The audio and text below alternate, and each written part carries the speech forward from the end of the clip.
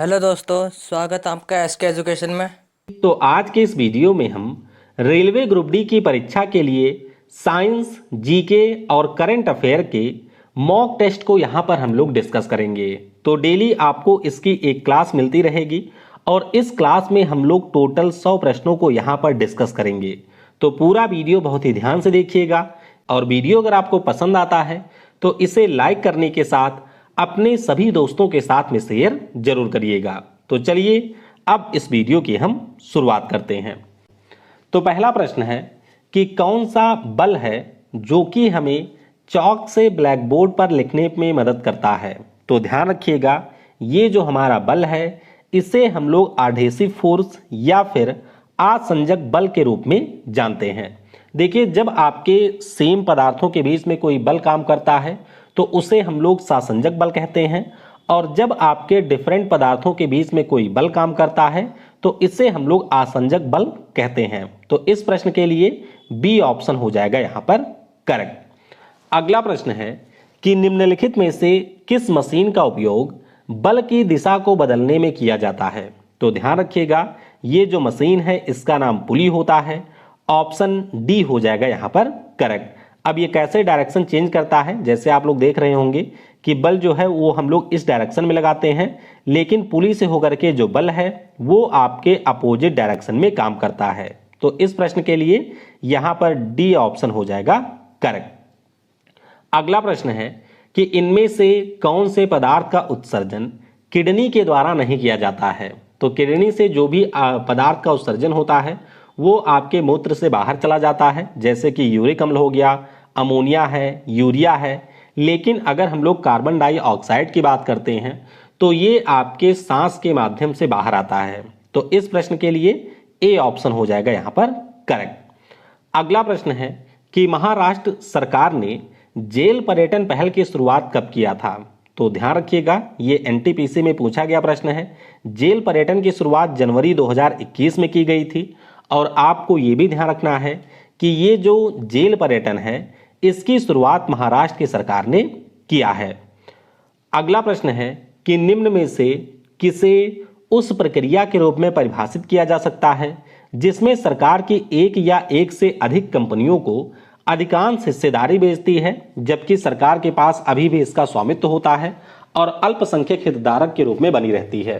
तो ध्यान रखेंगे, जब भी सरकार के द्वारा किसी कंपनी में 51% से कम हिस्सेदारी को बेचा जाता है तो इसे हम लोग स्वामित्व मोचन, विनिवेश या फिर डिसइन्वेस्टमेंट के नाम से जानते हैं। तो सिंपल सा प्रश्न था, बी ऑप्शन हो जाएगा यहां पर करेक्ट। अगला प्रश्न है कि कैगा जनरेटिंग स्टेशन एक परमाणु ऊर्जा उत्पादन स्टेशन है जो कैगा डैश डैश में स्थित है। तो कैगा नाम का यह जो स्थान है वो आपको कर्नाटक में देखने को मिलेगा। बी ऑप्शन हो जाएगा यहां पर करेक्ट। अगला प्रश्न है कि भारतीय हॉकी टीम का वर्तमान कोच कौन है। तो भारतीय हॉकी टीम की अगर हम लोग बात करें, इसके वर्तमान कोच हैं ग्राहम रीड। क्या नाम है? ग्राहम रीड इनका नाम है। यहां पर बी ऑप्शन हो जाएगा आपका करेक्ट। अच्छा, एक चीज और ध्यान रखिएगा कि जो हमारी पुरुष हॉकी टीम है इसके जो कप्तान हैं इनका नाम मनप्रीत सिंह है। और आपको ये भी ध्यान रखना है कि पिछले साल टोक्यो ओलंपिक में जर्मनी को हरा करके हमने कांस्य पदक जीता था। अगला प्रश्न है कि जल और अन्य पदार्थों से रंगीन अशुद्धियों और बुरी गंधों को अधिशोषित करने के लिए कार्बन के निम्नलिखित में से किस अपरूप का उपयोग किया जाता है। तो इस अपरूप का नाम चारकोल है। इस प्रश्न के लिए बी ऑप्शन हो जाएगा यहां पर करेक्ट। अगला प्रश्न है कि यदि दो प्रतिरोधकों में समान विभवांतर मौजूद है तो इसका मतलब वो कैसे जोड़े गए हैं। अब इस प्रश्न के लिए बी ऑप्शन करेक्ट होगा। आइए थोड़ा सा समझते हैं कि कैसे समान विभवांतर मौजूद होगा। देखिए, जब भी हम रेजिस्टेंस को पैरेलल में जोड़ते हैं तो इसमें जो बहने वाला करंट है वो करंट आपका डिफरेंट होता है, लेकिन अगर हम लोग वोल्टेज डिफरेंस की बात करते हैं तो दोनों सिरों पर आपका जो वोल्टेज डिफरेंस है वो बिल्कुल सेम होगा। तो यहां पर आप कह सकते हैं कि जो विभवांतर है वो आपका समान होगा। तो बी ऑप्शन हो जाएगा करेक्ट। अगला प्रश्न है कि एक वस्तु को ऊपर की ओर फेंका जाता है या 100 मीटर की ऊंचाई तक जाती है और फिर फेंकने वाले के पास वापस आ जाती है तो आप क्या कहेंगे? पहले स्टेटमेंट में कहा जा रहा है कि वस्तु का जो वास्तविक विस्थापन है वो 50 मीटर है, बिल्कुल गलत है।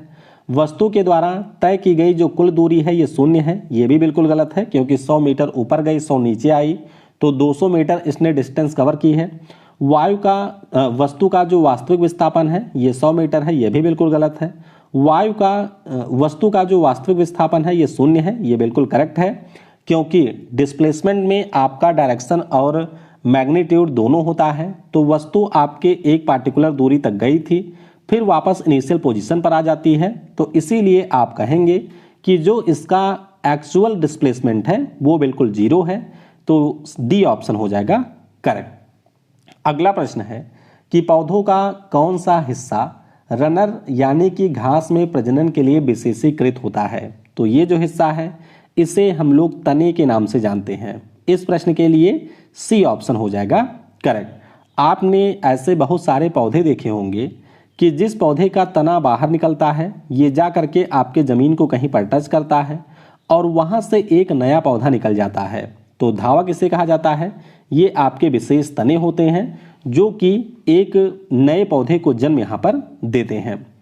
अगला प्रश्न है कि जीव जगत का 5 वर्गों में जो वर्गीकरण है जिसे आप लोग 5 किंगडम क्लासिफिकेशन कहते हैं, ये किसने किया था?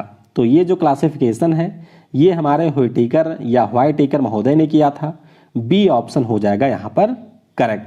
अब ये आपके जो क्लासिफिकेशन है इन्हें भी आपको ध्यान रखना है, जैसे कि मोनेरा, प्रोटिस्टा, फंगई, प्लांटेई, एनीमिलिया, ये सारे इसके क्लासिफिकेशन है। अगला प्रश्न है कि अष्टकों का जो नियम है ये केवल डैश डैश तक लागू था। तो अष्टकों का जो नियम था ये आपके पीरियोडिक टेबल में सिर्फ कैल्शियम तक ही लागू था। तो यहाँ पर सी ऑप्शन हो जाएगा हमारा करेक्ट।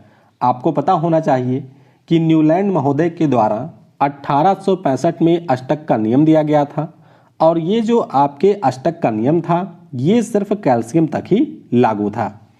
अगला प्रश्न है कि निम्नलिखित में से कौन सा मिलान सही नहीं है? देखिए, अगर हम लोग ब्लड के पीएच की बात करते हैं तो ये 7.4 होता है, सिरके का 2.2 करेक्ट है, दूध का 6.6 करेक्ट है, लेकिन जब हम लोग प्योर वाटर की बात करते हैं तो इसका पीएच होता है 7, यानी कि ये न्यूट्रल होता है, जबकि यहाँ पर 7.5 दिया गया है। तो बी ऑप्शन वाला मिलान इनकरेक्ट है। अगला प्रश्न है कि नारियल की जो जटा होती है यानी कि जो नारियल का छिलका होता है ये किस ऊतक का बना होता है? तो नारियल के छिलके की अगर हम लोग बात करते हैं तो ये बना होता है दृढ़ ऊतक, जिसे हम लोग स्क्लेरेन काइमा के नाम से जानते हैं। जरूर ध्यान रखिएगा, ये ग्रुप डी में 3-4 बार पिछली बार पूछा गया था। तो दृढ़ ऊतक से आपके नारियल की जटा बनी होती है। अगला प्रश्न है कि बालाघाट की जो खाने हैं ये आपके कौन से धातु के लिए फेमस हैं, यानी कि कौन सी धातु यहाँ पर पाई जाती है? तो बालाघाट के खानों में आपको मैग्नीज देखने को मिलेगा और ये माइंस आपको उड़ीसा राज्य में देखने को मिलेंगी। डी ऑप्शन हो जाएगा यहाँ पर करेक्ट। अगला प्रश्न है कि निम्नलिखित में से क्या स्पोर फार्मेशन के द्वारा प्रजनन करता है? तो ध्यान रखिएगा, जब हम लोग स्पोर फार्मेशन यानी कि बीजाणु निर्माण की बात करते हैं तो इसके जरिए प्रजनन करता है राइजोपस। क्या करता है? राइजोपस इसी के जरिए प्रजनन करता है। तो यहाँ पर ए ऑप्शन हो जाएगा करेक्ट। ध्यान रखिएगा, जो हमारा राइजोप्स है, म्यूकर है, ये आपके बीजाणु फार्मेशन के द्वारा प्रजनन करते हैं। अगला प्रश्न है कि जैसे ही एक तरल पदार्थ की मुक्त सतह से गहराई कम होती है, तरल के द्वारा डाला गया दबाव क्या होगा? तो आपको पता होना चाहिए कि जैसे जैसे हम लोग किसी भी पानी के भीतर जाते हैं वैसे वैसे यहाँ पर जो आपकी डेंसिटी है या फिर आप कह सकते हैं जो आपका प्रेशर है वो बढ़ता जाता है, लेकिन गहराई यहाँ पर कम हो रही है। गहराई कम होने का मतलब है कि आपका जो पदार्थ है वो धीरे धीरे और नीचे की ओर पहुँच रहा है और इस स्थिति में जो यहाँ पर डाला गया दबाव है वो आपका बढ़ जाएगा। क्या होगा? दबाव आपका बढ़ेगा। गहराई कम होने का मतलब है कि वो और ज़्यादा नीचे पहुंच रही है और उस स्थिति में जो प्रेशर है वो बढ़ जाएगा। तो यहाँ पर डी ऑप्शन हो जाएगा हमारा करेक्ट। अगला प्रश्न है कि सिंधु सभ्यता के जो लोग हैं ये डैश डैश बनाने के लिए तांबे और टिन को मिश्रित करते थे। तो सिंधु सभ्यता के जो लोग हैं ये आपके मिश्रित करते थे ब्रॉन्ज को। ठीक है, ब्रॉन्ज बनाने के लिए ये आपके कॉपर और टिन का यूज करते थे और इसीलिए आपने देखा होगा कि सिंधु घाटी सभ्यता को हम लोग कांस्य युगीन सभ्यता भी कहते हैं। तो यहाँ पर बी ऑप्शन करेक्ट होगा। अगला प्रश्न है कि डेक्कन पठार के पूर्वी और पश्चिमी किनारे पर कौन सी पर्वत श्रृंखला है। तो जरूर ध्यान रखिएगा, ये आपको मिलेगी पश्चिमी पर्वत श्रृंखला यहाँ पर, और यहाँ पर पूर्वी है। बीच में आपका डेक्कन का प्लेट्यू है। तो पूर्वी और पश्चिमी घाट के बीच में डेक्कन का पठार स्थित है। अगला प्रश्न है कि एक H2O अणु में उपस्थित हाइड्रोजन की प्रतिशतता क्या है। तो ये आपको पता होना चाहिए। फार्मूला इसका H2O होता है। ऑक्सीजन हमारा 16 हो जाएगा, ये आपका 2 हो जाएगा, और जब इसको आप लोग यहाँ से निकालेंगे तो ये वैल्यू आ जाती है 11.11। कितनी? 11.11 तो यहाँ पर बी ऑप्शन हो जाएगा करेक्ट। अगला प्रश्न है कि मुरादाबाद डैश डैश की कारीगरी के लिए प्रसिद्ध है और दुनिया भर में हस्तशिल्प उद्योग की एक अपनी जगह बनाई है। तो मुरादाबाद को हम लोग पीतल नगरी कहते हैं और ये आपके पीतल के लिए फेमस है। तो यहाँ पर डी ऑप्शन हो जाएगा हमारा करेक्ट। अगला प्रश्न है कि नरम और झरझरा सतहों का उपयोग करके शोर को अवशोषित करने के लिए इस्तेमाल की जाने वाली तकनीक क्या कहलाती है। तो आप लोग हॉल में मूवी वगैरह देखने के लिए ज़रूर गए होंगे और अगर आपने कभी भी उसकी दीवार को टच किया हो तो आपको वहाँ पर ठोस दीवार देखने को नहीं मिलती है। दरअसल ठोस दीवार होती है, उसके बाद में उस दीवार के ऊपर कुछ आपके नरम और झरझरा चीज़ें लगाई गई होती हैं जिससे वो आपके साउंड को एब्जॉर्ब कर सके और आपको हॉल के अंदर अच्छे से आवाज़ सुनाई दे। तो इसे कहा जाता है एकॉस्टिक प्रोटेक्शन। क्या कहते हैं? एकॉस्टिक प्रोटेक्शन कहते हैं या ध्वनिक संरक्षण कहा जाता है। ए ऑप्शन होगा यहाँ पर करेक्ट। अगला प्रश्न है कि अरुण पुरी किस समाचार चैनल के प्रबंध निदेशक हैं। तो अरुण पुरी की अगर हम बात करें, ये आपके इंडिया टुडे समाचार चैनल के प्रबंध निदेशक हैं। यहाँ पर बी ऑप्शन हो जाएगा करेक्ट। अगला प्रश्न है कि सांसद आदर्श ग्राम योजना की शुरुआत किसके जन्म दिवस पर किया गया था। तो सांसद आदर्श ग्राम योजना, इसकी शुरुआत हमारे जयप्रकाश नारायण जी के जन्म उत्सव पर किया गया था। यहाँ पर बी ऑप्शन हो जाएगा करेक्ट। आपको ध्यान रखना है कि पीएम नरेंद्र मोदी के द्वारा 11 अक्टूबर 2014 को इस योजना को लॉन्च किया गया था और इस योजना के अंतर्गत जो भी हमारे सांसद थे उनको एक गांव को लेना था कन्नी, यानी कि उन्हें लेना था गोद में। अगला प्रश्न है कि किस खिलाड़ी ने अपने शुरुआती 3 मैचों में शतक लगाया था। तो इन खिलाड़ी का नाम मोहम्मद अजहरुद्दीन है। भारतीय पुरुष टीम के ये पूर्व कप्तान भी रह चुके हैं और इन्होंने अपने शुरुआती 3 मैचों में शतक लगाए थे। तो इस प्रश्न के लिए ए ऑप्शन हो जाएगा करेक्ट। अगला प्रश्न है कि बच्चों की कौन सी कार्टून सीरीज ढोलकपुर के एक छोटे से गांव पर आधारित है। तो ये सारे आपके ग्रुप डी के प्रश्न हैं। ध्यान रखिएगा, इस सीरीज का नाम है छोटा भीम। क्या नाम है? छोटा भीम इस सीरीज का नाम है जो कि ढोलकपुर के एक गांव पर आधारित है। बाकी मोटू पतलू के बारे में अभी आपको पता होना चाहिए कि मोटू पतलू नाम की जो सीरीज है ये आपके फुरफुरी नगर नाम के एक शहर के ऊपर आधारित है। अगला प्रश्न है कि निम्नलिखित में से कौन बल से संबंधित नहीं है। देखिए, बल का सिंपल सा मतलब होता है आपका द्रव्यमान और एक एक्सेलरेशन। तो किलोग्राम मीटर पर सेकंड स्क्वायर ये बल के यूनिट है, डाइन भी बल के यूनिट है, न्यूटन भी बल के यूनिट है, लेकिन किलोग्राम मीटर पर सेकंड की बात करते हैं तो ये बात करता है द्रव्यमान और वेलोसिटी की, और ये होता है आपका संवेग। तो ध्यान रखिएगा, किलोग्राम मीटर पर सेकंड ये आपके बल से संबंधित नहीं है। तो बी ऑप्शन होगा यहाँ करेक्ट। अगला प्रश्न है कि अनुच्छेद 239 किससे संबंधित है। तो ध्यान रखिएगा, हमारे देश के राष्ट्रपति के द्वारा जो आपके यूनियन टेरिटरी में प्रशासन किया जाता है अपने लेफ्टिनेंट गवर्नर या फिर एडमिनिस्ट्रेटर के द्वारा, उसी का जो प्रावधान है वो आपको आर्टिकल 239 में मिलेगा। तो इस प्रश्न के लिए डी ऑप्शन हो जाएगा करेक्ट।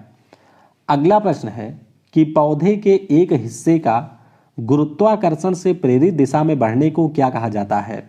तो ये जो आपका तरीका है इसे हम लोग ग्रेविटोप्रिज्म के नाम से जानते हैं। किस नाम से? ग्रेविटोप्रिज्म के नाम से जानते हैं। तो ए ऑप्शन हो जाएगा यहाँ पर करेक्ट। अगला प्रश्न है कि भारत एशिया के डैश डैश हिस्से में स्थित है। तो आपको पता होना चाहिए कि हमारा देश जो भारत है वो एशिया के दक्षिणी हिस्से में है।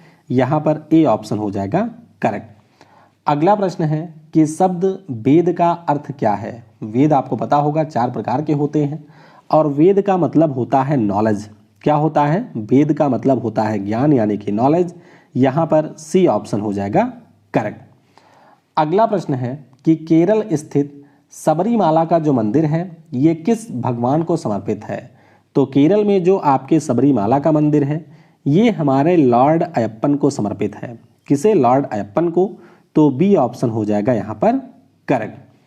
अगला प्रश्न है कि एक फूल जिसमें 4 या अधिक चक्र होते हैं, जिसमें कम से कम एक बाह्य दलपुंज, पुमंग और जायांग होता है, उस पुष्प को हम क्या कहते हैं? तो भैया जिसमें आपकी सारी चीजें मौजूद हैं उसे हम लोग कहेंगे कंप्लीट फ्लावर। क्या कहेंगे? इसे हम लोग पूर्ण पुष्प के नाम से जानते हैं। तो इस प्रश्न के लिए सी ऑप्शन हो जाएगा करेक्ट। अगला प्रश्न है कि गुरुत्वीय त्वरण जी का जो मान है वो किस पर निर्भर करता है? तो अगर आपको फार्मूला पता है कि G equal to capital G capital M upon R square, तो आप आसानी से कर सकते हैं। गुरुत्वीय त्वरण जी जो है वो हमारे कैपिटल जी के ऊपर डिपेंड करेगा, पृथ्वी के द्रव्यमान पर भी डिपेंड करेगा, पृथ्वी की त्रिज्या पर भी डिपेंड करेगा, लेकिन जो आपकी गिरती हुई वस्तु का द्रव्यमान है उस पर डिपेंड नहीं करता है। तो ए, बी और डी ये तीनों सही होंगे और इस प्रकार से ऑप्शन 1 हो जाएगा यहाँ पर करेक्ट।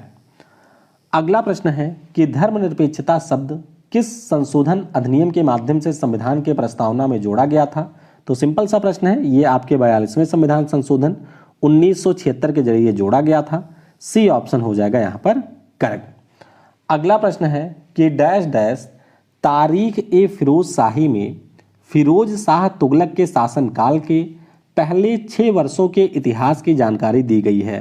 तो ध्यान रखिएगा, तारीख ए फिरोज शाही नाम की जो पुस्तक है इसे लिखा है जियाउद्दीन बर्नी ने। किसने? जियाउद्दीन बर्नी के द्वारा लिखी गई ये पुस्तक है। तो यहाँ पर ए ऑप्शन हो जाएगा हमारा करेक्ट। अगला प्रश्न है कि राष्ट्रीय फुटबॉल संग्रहालय किस देश में है? तो ये जो नेशनल फुटबॉल म्यूजियम है वर्तमान में ये आपको इंग्लैंड में देखने को मिलेगा। यहाँ पर ए ऑप्शन हो जाएगा करेक्ट। ये आप लोग देख सकते हैं कि ये जो नेशनल फुटबॉल म्यूजियम है ये इंग्लैंड में आपको देखने को मिलेगा।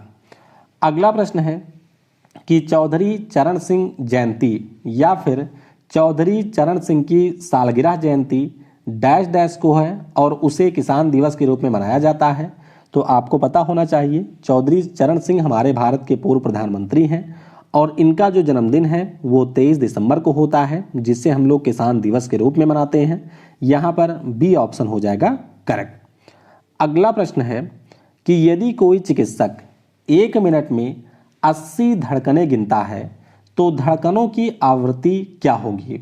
तो अगर आपको पता हो 1 मिनट में आपके होते हैं 60 सेकंड और अगर हम लोग 80 को डिवाइड कर देते हैं 60 से तो यहाँ पर वैल्यू आती है 1.33 हर्ट्ज, यानी कि जो धड़कनों की आवृत्ति है वो आपकी 1.33 हर्ट्ज होगी। यहाँ पर सी ऑप्शन करेक्ट होगा। अगला प्रश्न है कि जो भिलाई इस्पात संयंत्र है यानी कि भिलाई स्टील प्लांट है ये कौन से राज्य में है? तो ये आपको छत्तीसगढ़ राज्य में देखने को मिलेगा। अगला प्रश्न है कि परमाणु त्रिज्या एक समूह में डैश डैश और एक आवर्त में डैश डैश। तो अगर हम लोग इस प्रकार से पीरियोडिक टेबल मान लेते हैं तो आपकी जो परमाणु त्रिज्या है अगर हम लोग इस प्रकार से ग्रुप में नीचे की ओर आते हैं तो परमाणु त्रिज्या आपकी बढ़ती है और अगर हम लोग आवर्त में इस प्रकार से आगे बढ़ते हैं तो जो परमाणु त्रिज्या है वो घटती है। हालांकि कुछ एक्सेप्शन भी आपके होते हैं लेकिन सामान्य तौर पर ये आपकी नीचे आने पर बढ़ेगी और बाएं से दाएं तरफ जाने पर ये घटेगी। तो यहाँ पर बी ऑप्शन हो जाएगा करेक्ट। अगला प्रश्न है कि निम्नलिखित में से किस विकल्प में कार्बन के रवाहीन यानी कि अक्रिस्टलीय अपरूप है? तो अक्रिस्टलीय का मतलब क्या हो गया? यहाँ पर आपके एमॉर्फस एलोट्रॉप होते हैं। तो जैसे कि इसमें आपका ठोस कार्बन है तो ये बिल्कुल नहीं हो जाएगा, इसमें आपका तरल है तो ये भी बिल्कुल नहीं होगा, नीचे आएंगे तो इसमें गैस है, ये भी नहीं होगा। जो आपका कोक है, कोयला है, काजल है, गन्ने का कोयला है, ये सारे हमारे कार्बन के अक्रिस्टलीय अपरूप हैं यानी कि एमॉर्फस एलोट्रॉप हैं। तो सी ऑप्शन हो जाएगा करेक्ट। ये देख सकते हैं कार्बन के आपके दो प्रकार के एलोट्रॉप होते हैं, एक क्रिस्टलाइन है, क्रिस्टलाइन में आपको डायमंड और ग्रेफाइट मिलेगा। बाकी एमॉर्फस पे की बात करते हैं तो इसमें कोल है, चारकोल है, लैम्प ब्लैक है, ये सारे होते हैं एमॉर्फस। अगला प्रश्न है कि समुद्री पुल पर भारत का जो पहला रनवे है ये किस राज्य या केंद्र शासित प्रदेश में स्थापित किया जाएगा? तो ये आपका स्थापित होगा लक्षद्वीप में। इस प्रश्न के लिए बी ऑप्शन हो जाएगा करेक्ट। अगला प्रश्न है कि जो हमारा कैम्बियम है, कैम्बियम आपको कहाँ पर देखने को मिलेगा पौधों में? तो ध्यान रखिएगा, जब हम लोग कैम्बियम की बात करते हैं तो ये आपके पौधों में पार्श्व विभवजोतक में देखने को मिलेगा, यानी कि जो हमारा लेटरल मेरिस्टेम होता है उसमें आपको कैम्बियम देखने को मिलेगा। तो यहाँ पर ए हो जाएगा करेक्ट। अच्छा, कैम्बियम क्या काम करता है? तो मुख्य रूप से जो आपके अनडिफरेंशिएटेड सेल हैं पौधों की ग्रोथ में, उनको ये मतलब कि पौधों की ग्रोथ के लिए ये आपके अनडिफरेंशिएटेड यानी कि अविभाजित कोशिकाओं को प्रदान करता है। और मुख्य रूप से जो आपका जाइलम और फ्लोएम होता है उसके बीच में ये देखने को मिलेगा। तो इस प्रश्न के लिए ए ऑप्शन हो जाएगा करेक्ट। अगला प्रश्न है कि किसी समूह में नीचे जाने पर निम्न में से क्या नहीं बढ़ता है? तो फिर एक बार आइए अपनी पीरियोडिक टेबल पर। देखिए, पीरियोडिक टेबल में जब हम लोग ऊपर से नीचे की ओर जाते हैं तो जो धात्विक गुण है ये बढ़ता है, परमाणु त्रिज्या भी आपकी बढ़ेगी, जो आपकी कनेक्टिविटी कवर है ये भी बढ़ेगी, लेकिन जो संयोजकता है ये आपके फिक्स होती है, क्योंकि आखिरी कोष में जो नंबर ऑफ इलेक्ट्रॉन है वो फिक्स होते हैं, इसीलिए आपके संयोजकता पर कोई भी इफेक्ट नहीं होगा। तो यहाँ पर सी ऑप्शन हो जाएगा करेक्ट। अगला प्रश्न है कि यदि अवतल दर्पण और यफ के बीच कोई वस्तु रखी गई है तो जो यहाँ पर इमेज बनेगी वो किस प्रकार की होगी? तो इसके ऊपर मैं कल ही क्लास करवा चुका हूँ, अगर आपने नहीं देखा है तो आई बटन पर आपको लिंक मिलेगी, वहाँ से ज़रूर देख लीजिएगा। तो ये जो आपका प्रतिबिंब है ये होगा आभासी यानी कि ये वर्चुअल होगा, यहाँ पर बी ऑप्शन होगा करेक्ट। ये आप लोग देख सकते हैं, जैसे ये हमारा अवतल लेंस है, सॉरी क्या था, अवतल दर्पण है यहाँ पर, और अवतल दर्पण में हमारी जो वस्तु है इसको हमने रखा है एफ और लेंस के बीच में। तो जो आपकी इमेज है वो इस साइड में बन रही है, जो कि पूरी तरीके से हो जाएगी वर्चुअल। अगला प्रश्न है कि लेड नाइट्रेट का जब तापीय अपघटन होता है तो इसके परिणाम स्वरूप निर्मित उत्पाद क्या है? तो लेड नाइट्रेट का जब तापीय अपघटन होगा तो इससे बनती है लेड ऑक्साइड, ऑक्सीजन और नाइट्रोजन डाइऑक्साइड। थोड़ा सा ये टफ प्रश्न है, ऑप्शन ए हो जाएगा करेक्ट। यहाँ पर आप लोग देख सकते हैं लेड नाइट्रेट है हमारे पास में, जिसके दो अणुओं को हम लोग गर्म करते हैं तो एक तो हमारा लेड ऑक्साइड बनता है, नाइट्रोजन डाइऑक्साइड के 4 मॉलिक्यूल, और फिर आपका ऑक्सीजन गैस यहाँ पर निकलती है। अगला प्रश्न है कि केरल में डैश डैश के जो तट हैं नारियल के पेड़ों के साथ रेखांकित खूबसूरत बैकवाटर हैं, तो ये कहाँ पर है? ये आपका हो जाएगा मालाबार तट। कौन सा मालाबार तट? बी ऑप्शन हो जाएगा यहाँ पर करेक्ट। अगला प्रश्न है कि भारत में डीएनए फिंगर प्रिंटिंग के पिता के रूप में किसे जाना जाता है? तो डीएनए फिंगर प्रिंटिंग के पिता की बात करें, नाम इनका है लालजी सिंह, लालजी सिंह नाम है, तो डी ऑप्शन हो जाएगा करेक्ट। अगला प्रश्न है कि 3 अगस्त 2021 को डैश डैश बील मास्टर ओपन में भारत के 69वें शतरंज ग्रैंड मास्टर बने थे, तो इनका नाम है यहाँ पर हर्षित राजा। क्या नाम है? हर्षित राजा यानी कि जॉयफुल किंग। ये हमारे 69वें शतरंज ग्रैंड मास्टर बने थे, तो सी ऑप्शन होगा करेक्ट। फिलहाल के लिए जो 70वें ग्रैंड मास्टर हैं इनका नाम राजा ऋत्विक है, 71वें संकल्प गुप्ता हैं, 72वें मित्रभा गुहा हैं और 73वें ग्रैंड मास्टर का नाम है भरत सुब्रमण्यम। अगला प्रश्न आपके सामने है, देखिए ये भी हमारे ग्रुप डी का ही प्रश्न है। तो कुछ खतरनाक टाइप के प्रश्न भी आपको मिलेंगे ग्रुप डी में। पहले स्टेटमेंट में कहा जा रहा है कि पेट में हाइड्रोक्लोरिक अम्ल उत्पन्न होता है, बिल्कुल सही है। अजीर्ण के दौरान पेट अत्यधिक मात्रा में अम्ल उत्पादित करता है और इसके कारण दर्द और जलन होता है, यानी कि बात हो रही है इनडाइजेशन की। तो ये भी स्टेटमेंट बिल्कुल करेक्ट है। इस दर्द से मुक्ति पाने के लिए लोग क्षारों का उपयोग करते हैं, जिसे प्रति अम्ल कहा जाता है, बिल्कुल सही है। अगर आपके शरीर में अम्ल ज़्यादा बन रही है तो हम क्षार का ही यूज करेंगे उसे न्यूट्रलाइज करने के लिए, सिंपल सा कॉन्सेप्ट है, ये भी सही है। और प्रति अम्ल के रूप में प्रायः मैग्नीशिया का दूध या फिर एक हल्के क्षार का प्रयोग किया जाता है, तो ये स्टेटमेंट भी सही है। तो एक प्रकार से आप कह सकते हैं ये एक पूरा पैराग्राफ है जो कि सारे स्टेटमेंट करेक्ट हैं। तो यहाँ पर सेकेंड वाला ऑप्शन हो जाएगा हमारा करेक्ट। अगला प्रश्न है कि टंगस्टन का उपयोग विद्युत बल्ब में क्यों किया जाता है। तो टंगस्टन का उपयोग हम लोग इसलिए करते हैं क्योंकि इसका जो गलनांक है वो उच्च होता है, हाई मेल्टिंग पॉइंट होता है यहाँ पर। तो बी ऑप्शन हो जाएगा आपका करेक्ट। अगला प्रश्न है कि मेर डेका कप जो है ये हमारे कौन से खेल से संबंधित है। तो मेर डेका कप की बात करें, ये हमारे फुटबॉल खेल से संबंधित है। तो यहाँ पर ऑप्शन हमारा ए हो जाएगा करेक्ट। अगला प्रश्न है कि 36 किलोग्राम प्रति घंटे की चाल से गतिमान 2 किलोग्राम द्रव्यमान की एक धात्विक गेंद 3 किलोग्राम द्रव्यमान की एक स्थिर गेंद से टकरा जाती है। यदि टकराने के बाद दोनों गेंदें साथ में आगे बढ़ती हैं तो टकराने के बाद गतिज ऊर्जा में हानि कितनी होगी। सिंपल सा प्रश्न है, वैसे ऑप्शन यहाँ पर सी करेक्ट होगा। मैं आपको बता देता हूँ इस प्रश्न को आप लोग कैसे सॉल्व करेंगे। आपने कंजर्वेशन ऑफ मोमेंटम का फार्मूला पढ़ा होगा, जिसमें आपने पढ़ा होगा कि m1 into v1 plus m2 into v2। तो ये आपकी इनिशियल स्टेज है। टकराने के बाद में दोनों साथ में चल रही हैं, यानी कि m1 plus m2 equal to हो जाएगा v। सारी वैल्यू आपको दी गई है, आप लोग पहले v को फाइंड कर लेंगे। उसके बाद में काइनेटिक एनर्जी का फार्मूला होता है हाफ mv²। तो यहाँ से आप लोग इनिशियल एनर्जी निकालेंगे, फिर आप लोग फाइनल निकालेंगे और उसके बाद में आपको पता चल जाएगा लॉस ऑफ एनर्जी, माइनस कर देंगे इनिशियल से फाइनल को, तो 60 जूल हो जाएगा यहाँ पर करेक्ट। अगला प्रश्न है कि प्रार्थना समाज की स्थापना 1867 में किसने किया था। तो प्रार्थना समाज की जो स्थापना है ये आत्माराम पांडुरंग महोदय ने किया था। इस प्रश्न के लिए बी ऑप्शन हो जाएगा करेक्ट।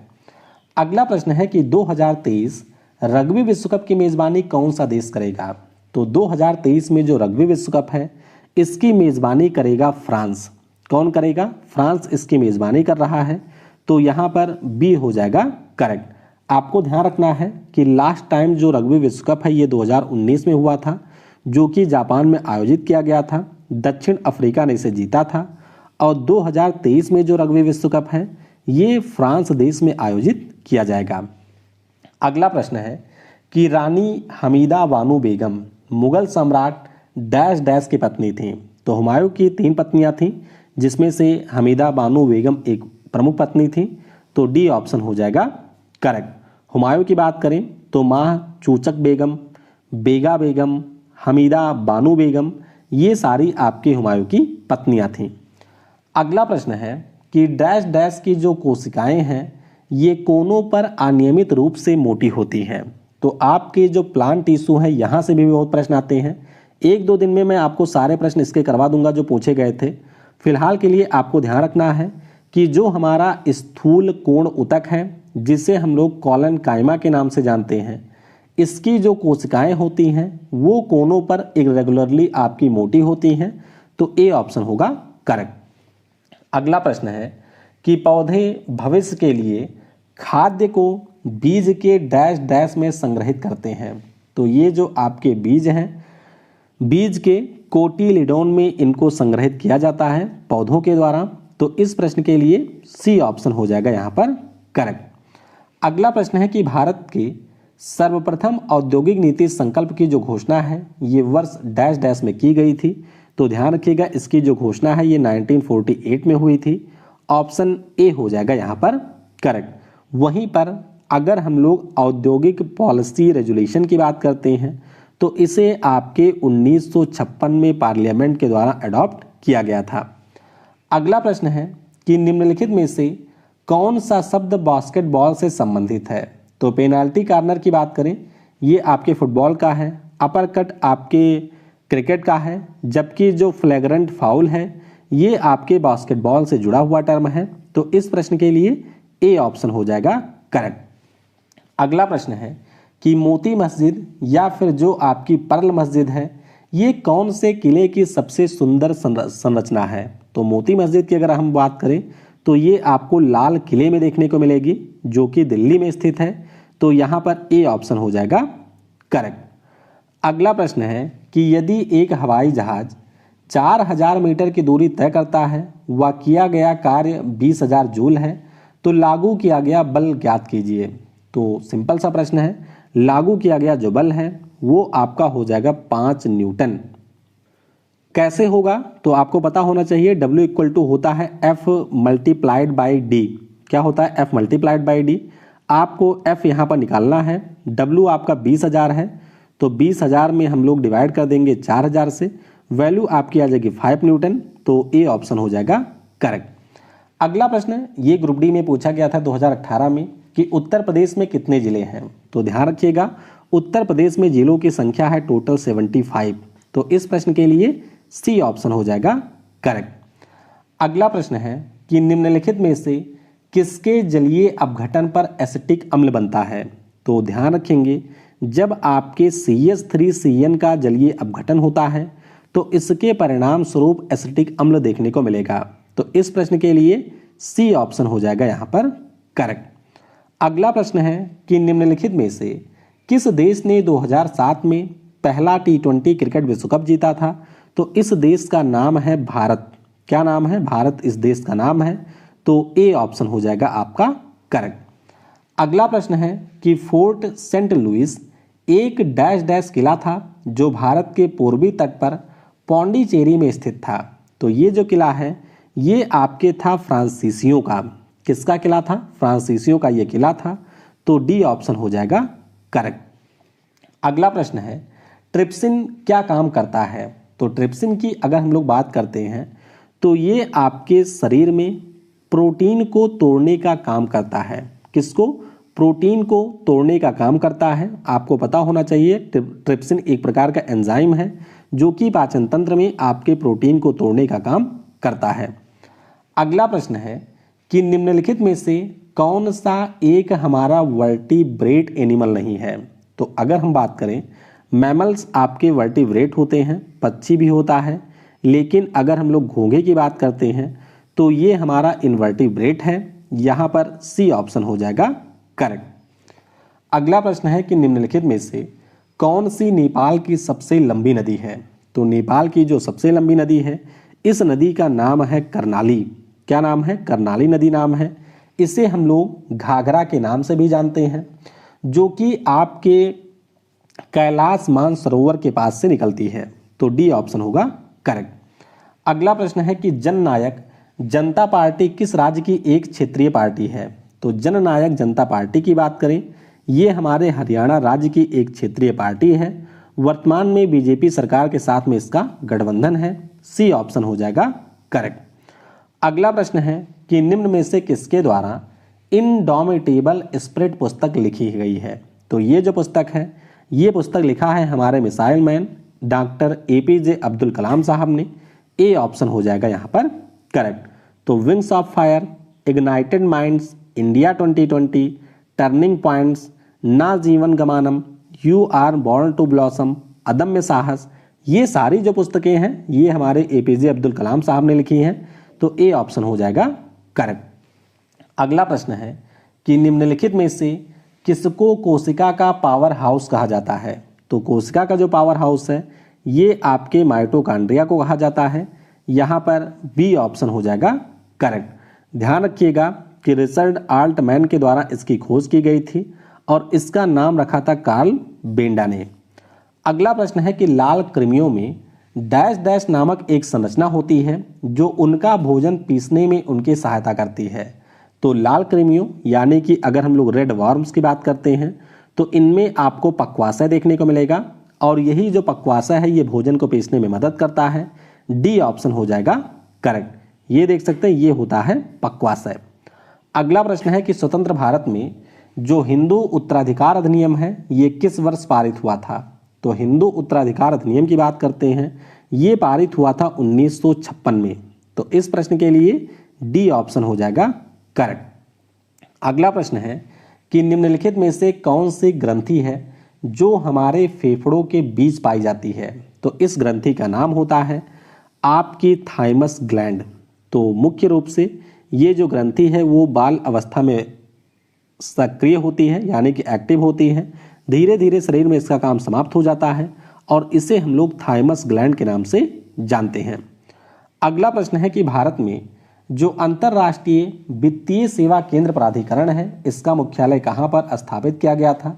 तो इसका मुख्यालय आपको गुजरात की राजधानी गांधीनगर में मिलेगा। बी ऑप्शन हो जाएगा करेक्ट। अगला प्रश्न है कि कृष्णा नागर किस खेल से संबंधित पैरा खिलाड़ी हैं। तो कृष्णा नागर की अगर हम लोग बात करते हैं, पिछले साल टोक्यो पैरालंपिक में इन्होंने गोल्ड मेडल जीता था और ये हमारे बैडमिंटन के खिलाड़ी हैं। तो प्रमोद भगत और कृष्णा नागर ये दोनों ही हमारे पैरा बैडमिंटन के खिलाड़ी हैं। सी ऑप्शन हो जाएगा करेक्ट। अगला प्रश्न है कि निम्नलिखित में से किस टीम ने इंडियन सुपर लीग 2020-21 जीता था। तो 2020-21 पिछले साल हुआ था, जिसे जीता था मुंबई सिटी फुटबॉल क्लब ने। 2021-22 जो है वो आपका इस साल हुआ है और उसे जीता है हैदराबाद फुटबॉल क्लब ने। बहुत ही ज़्यादा महत्वपूर्ण प्रश्न है, जरूर पूछा जाएगा, ध्यान रखिएगा। 2021 में मुंबई सिटी ने और इस साल जीता है हैदराबाद ने। तो डी ऑप्शन होगा करेक्ट। अगला प्रश्न है कि जब एक अवतल दर्पण के फोकस और सी के बीच में एक वस्तु को रखा जाता है तो उसके प्रतिबिंब की प्रकृति कैसी होती है। तो यहाँ पर जो इमेज बनेगी वो आपके बड़े साइज की बनती है। इस प्रश्न के लिए ए ऑप्शन हो जाएगा करेक्ट। ये आप लोग देख सकते हैं कि ये हमारा एफ है और किसके बीच रखी गई थी, अच्छा एफ और सी के बीच में। तो यहाँ पर आप लोग देखिए एफ कहाँ पर है, एफ और सी, हाँ तो ये हमारा एफ हो गया, यहाँ पर एफ है और ये आपका सी है। इसके बीच में हमने वस्तु को रखा है और आप देख सकते हैं जो इमेज बन रही है वो यहाँ पर बन रही है, जो कि वस्तु के साइज से बड़ी है। ये इमेज आपकी उल्टी है और ये जो इमेज है वो आपकी रियल इमेज है। तो इस प्रश्न के लिए यहाँ पर ए ऑप्शन हो जाएगा करेक्ट। अगला प्रश्न है जो काली टाइगर रिजर्व है ये कहाँ पर स्थित है। तो काली टाइगर रिजर्व की बात करते हैं, ये हमारे कर्नाटक राज्य में है। तो यहाँ पर सी ऑप्शन होगा करेक्ट। ध्यान रखिएगा, डांडेली अंसी, नागरहोल, भद्रा, बांदीपुर और बिलीगिरी रंगनाथ ये सारे टाइगर रिजर्व हमारे कर्नाटक राज्य में हैं। अगला प्रश्न है कि निम्नलिखित में से किस दिन को विश्व जल दिवस के रूप में मनाया जाता है। तो विश्व जल दिवस की बात करते हैं, ये हम लोग मनाते हैं 22 मार्च को। वहीं पर अगर विश्व पृथ्वी दिवस की बात करें तो वो हम लोग 22 अप्रैल को मनाते हैं। तो यहाँ पर सी ऑप्शन करेक्ट होगा। अगला प्रश्न है कि निम्नलिखित में से कौन सा एक मूल मात्रक नहीं है। तो अगर हम लोग न्यूटन की बात करते हैं तो ये हमारा फंडामेंटल यूनिट नहीं है, क्योंकि ये आपके मूल मात्रकों से उत्पन्न हो रहा है। तो बी ऑप्शन हो जाएगा यहाँ पर करेक्ट। आप लोग देख सकते हैं कि लेंथ, मास मतलब कि metre, kilogram, second, ampere, kelvin, mole और कैंडिला यही हमारे केवल मूल मात्रक होते हैं। अगला प्रश्न देखिए रिपीट हो गया कि कौन सा बल हमें चाक से ब्लैक बोर्ड पर लिखने में मदद करता है। तो इसे हम लोग आसंजक बल कहते हैं। बी ऑप्शन हो जाएगा करेक्ट। अगला प्रश्न है कि हरगोविंद खुराना को किस आविष्कार के लिए सम्मानित किया गया था नोबेल पुरस्कारों से। तो प्रोटीन संश्लेषण के लिए इन्होंने काम किया था और इसी के लिए इनको नोबेल पुरस्कार से सम्मानित किया गया था। यहाँ पर ए ऑप्शन हो जाएगा करेक्ट। तो देख सकते हैं इन्होंने जो नोबेल पुरस्कार प्राप्त किया था वो था for their interpretation of genetic code and its function in protein synthesis. अगला प्रश्न है कि चिकित्सा विज्ञान के जनक कौन है। तो चिकित्सा विज्ञान की अगर हम लोग बात करते हैं, इसके जनक का नाम है हिप्पोक्रेट्स। क्या नाम है? हिप्पोक्रेट्स इनका नाम है। तो ए ऑप्शन हो जाएगा करेक्ट। अगला प्रश्न है कि इलेक्ट्रॉन की खोज किसके द्वारा की गई है। अब कई लोग यहाँ पर बताएंगे कि इलेक्ट्रॉन की जो खोज है वो आपके गोल्डस्टीन ने की है। तो ध्यान रखिएगा, ग्रुप डी में ये पूछा गया प्रश्न है और वहाँ पर जो सही उत्तर था वो आपका जे थॉमसन था। तो हमेशा ध्यान रखिएगा, इलेक्ट्रॉन की जो खोज है वो जे थॉमसन ने की है। बी ऑप्शन हो जाएगा करेक्ट। अगला प्रश्न है कि निम्नलिखित में से कौन सा प्रोटीन मांसपेशी ऊतक को सिकुड़ने व शिथिल होने में सहायक होता है, जिसके कारण हरकतें और शारीरिक गतिविधि होती है। तो इसे हम लोग कॉन्ट्रैक्टाइल प्रोटीन कहते हैं। यहां पर हमारा डी ऑप्शन हो जाएगा करेक्ट। अगला प्रश्न है कि दिसंबर 2021 तक भारत की महिला और बाल कल्याण मंत्री कौन है? तो इनका नाम है स्मृति जुबिन ईरानी। क्या नाम है? स्मृति जुबिन ईरानी इनका नाम है। उत्तर प्रदेश के अमेठी से ये सांसद हैं। तो डी ऑप्शन हो जाएगा यहाँ पर करेक्ट। अगला प्रश्न है कि वर्ष 2021 तक भारत सरकार के द्वारा निम्नलिखित में से किस भाषा को शास्त्रीय भाषा का दर्जा प्रदान नहीं किया गया था? तो अगर हम लोग बात करते हैं प्राकृत लैंग्वेज की, तो इसे आपके क्लासिकल लैंग्वेज का दर्जा नहीं मिला है। डी ऑप्शन हो जाएगा यहाँ पर करेक्ट। हमारे देश में टोटल 6 भाषाएं हैं जिनको क्लासिकल लैंग्वेज का दर्जा मिला है, जिसमें से आपकी तमिल है, तेलुगु है, संस्कृत है, कन्नड़ है, मलयालम है और आपकी है उड़िया भाषा। अगला प्रश्न है कि निम्नलिखित में से कौन सी कार्रवाई अनैच्छिक कार्रवाई नहीं है? यानी कि कौन सी कार्रवाई ऐसी है जो कि आपकी इच्छा से होती है? तो स्लाइवरी डिस्चार्ज ये आपकी इच्छा से नहीं होती है। श्वसन के ऊपर भी आपका नियंत्रण नहीं है, पाचन के ऊपर भी नियंत्रण नहीं है, लेकिन साइकिल चलाना ये आपके नियंत्रण में है। तो ये हमारी अनैच्छिक कार्रवाई नहीं है। सी ऑप्शन हो जाएगा करेक्ट। अगला प्रश्न है कि भूमि से 8 मीटर की ऊंचाई पर 20 किलोग्राम द्रव्यमान के पिंड में निहित ऊर्जा कितनी होगी? तो ये हमारा बहुत ही सिंपल सा प्रश्न है। सिंपल सा फार्मूला होता है mgh। जी आप लोग 10 ही मानते हैं, तो 20 को आप लोग मल्टीप्लाई कर देंगे 10 से और इसको मल्टीप्लाई कर देंगे 8 से। टोटल जो हमारी वैल्यू है ये आ जाएगी 16,000 जूल, सॉरी 1600 जूल। तो यहाँ पर ए ऑप्शन हो जाएगा करेक्ट। अगला प्रश्न है कि कठोर जल को सामान्य बनाने के लिए निम्नलिखित में से किस सोडियम यौगिक का उपयोग किया जाता है? तो इस सोडियम यौगिक का नाम है सोडियम कार्बोनेट। क्या नाम है? सोडियम कार्बोनेट इसका नाम है। तो यहाँ पर डी ऑप्शन हो जाएगा करेक्ट। आपको ये पता होना चाहिए कि जो हमारा जल है इसमें 2 प्रकार की कठोरता पाई जाती है। अस्थायी कठोरता की बात करें तो मैग्नीशियम और कैल्शियम कार्बोनेट की उपस्थिति के कारण ये होता है। अगर हम लोग अस्थायी कठोरता की बात करते हैं तो ये आपके क्लोराइड और सल्फाइड की मौजूदगी में होता है। अगला प्रश्न है कि फिल्म आनंदी गोपाल ने राष्ट्रीय फिल्म पुरस्कार 2021 में सर्वश्रेष्ठ डैश डैश का पुरस्कार जीता था। तो ये आपके किस कैटेगरी में विजेता रही थी? तो सामाजिक मुद्दों के ऊपर ये फिल्म थी जिसके लिए इसको पुरस्कार दिया गया था। तो ए ऑप्शन हो जाएगा करेक्ट। अगला प्रश्न है कि निम्नलिखित में से किस खेल में क्रॉल, ब्रेस्ट स्ट्रोक और बटरफ्लाई शब्दों का प्रयोग किया जाता है? तो नाम से ही आप लोग समझ सकते हैं कि ये सारे जो टर्म हैं वो तैराकी के हैं। डी ऑप्शन हो जाएगा करेक्ट। अगला प्रश्न है कि किस भारतीय शहर को महलों का शहर या सिटी ऑफ पैलेस कहा जाता है? देखिए वैसे तो हमारे देश में जो कोलकाता शहर है उसे हम लोग सिटी ऑफ पैलेस कहते हैं, लेकिन यहाँ पर ऑप्शन में कोलकाता नहीं दिया गया है। तो आप ये जरूर ध्यान रखिएगा कि जो कर्नाटक में मैसूरू शहर है इसे भी हम लोग महलों का शहर कहते हैं। तो इस प्रश्न के लिए ए ऑप्शन हो जाएगा करेक्ट।